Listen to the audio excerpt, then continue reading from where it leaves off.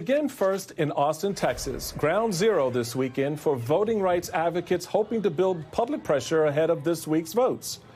NBC's news political reporter Josh Letterman is at a rally on the steps of the state capitol. Josh, good to talk to you, buddy. Tell us about the momentum that's on the ground out there. What are you seeing? What are you hearing? What are you feeling?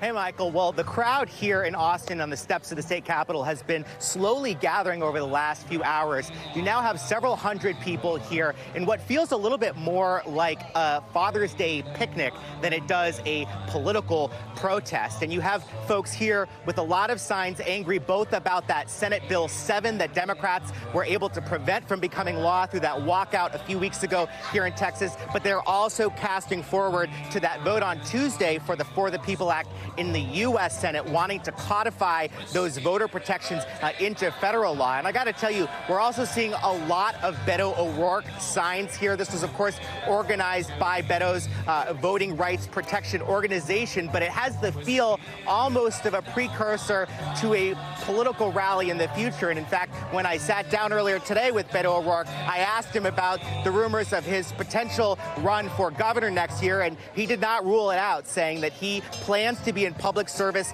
on behalf of the state of Texas and fighting for voters here one way or another, possibly as a candidate, possibly working to help other candidates, Michael. So, Josh, you were able to also speak with one of the state lawmakers who took part in the walkout of the Texas House a few weeks ago. What did she tell you?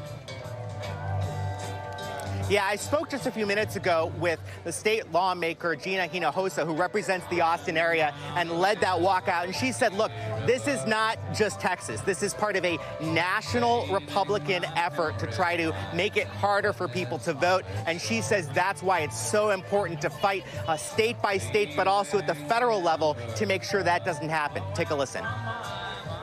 Do you worry that what Republicans tried to do here in Texas, they will try to do in other states? I know they're trying to do it. Texas is one of 8 states being targeted by the Heritage Foundation PAC to pass these voter suppression laws because they are trying to predetermine the federal election results. And so we see this happening in other states. So yes, we know this is part of a grand GOP plan or scheme to affect election results.